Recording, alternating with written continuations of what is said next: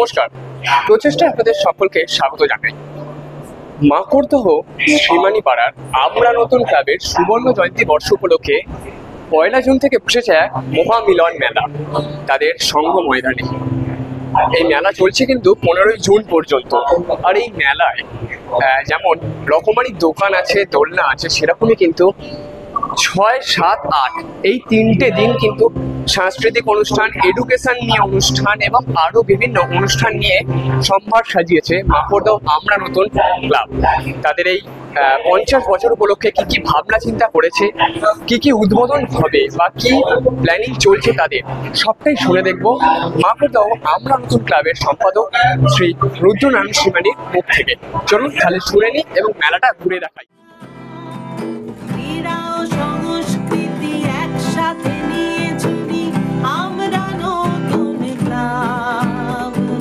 50 বছরের ঐতিহ্যে ধারক আমরা নতুন ক্লাব। ক্রীড়া ও সংস্কৃতি একসাথে নিয়ে চলি আমরা নতুন ক্লাব। 50 বছরের ঐতিহ্যে ধারক আমরা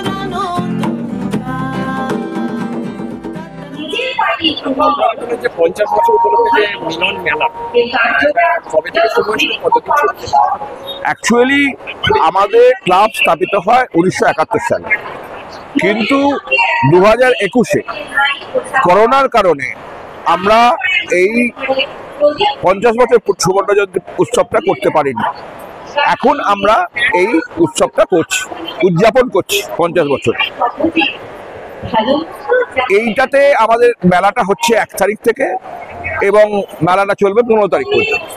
এটাতে আমাদের সাংস্কৃতিক অনুষ্ঠানটা হচ্ছে 6, 7, 8, তাতে 3টে ভাগে ভাগ করা আছে। প্রথম ভাগটা হচ্ছে আমাদের ক্লাবের যারা প্রতিষ্ঠাতা তাদেরকে আমরা সম্বর্ধনা দিয়েছি, যারা পুরাতন ছিল তাদের সম্বর্ধনা দিয়েছি। আজকে আমরা আমাদের ক্রিকেট একাডেমি চলে, ক্রিকেট একাডেমির যেসব প্লেয়াররা প্র্যাকটিস করে তাদের সম্বর্ধনা দিলাম। তার সঙ্গে আজকে আমাদের আগামী দিনে দাবা একাডেমির সূচনা করলাম। এছাড়া আমাদের ফুটবল একাডেমিও একটা সময় চলতো, আপাতত কোনো কারণে বন্ধ আছে, কিন্তু আমরা আগামী দিনে সেটাও চালু করব। আর আগামীকাল যেটা আছে সেটা হচ্ছে এডুকেশন ডে হিসেবে আমরা পালন করছি। এটাতে আমরা আমাদের এখানকার অঞ্চলে 2টো স্কুলের যারা মাধ্যমিক এবং উচ্চ মাধ্যমিকে প্রথম হয়েছে তাদেরকে আমরা সম্বর্ধনা জানাচ্ছি। আর কি কি অনুষ্ঠান থাকে বছর ভর? আমাদের তো একাডেমিটা চলছেই, ক্রিকেট একাডেমি চলছে, দাবা একাডেমি চালু হয়ে গেল, ফুটবল একাডেমিটা আমাদের নেক্সট প্রজেক্ট, আমরা চালু করে দেবো এই বছরের মধ্যে, চেষ্টা করছি। তারপরে আমরা খেলাধুলার মধ্যেই ম্যাক্সিমাম থাকি, তার সঙ্গে সাংস্কৃতিক অনুষ্ঠান মাঝে মাঝে হয়, বিভিন্ন অনুষ্ঠানে কালী পুজো আছে, কালচারাল প্রোগ্রাম আছে, এইসব গ্রামের মানুষের কাছে একটা এত বছরের এই যে মিলন মেলা তাদের কি বার্তা আসছে?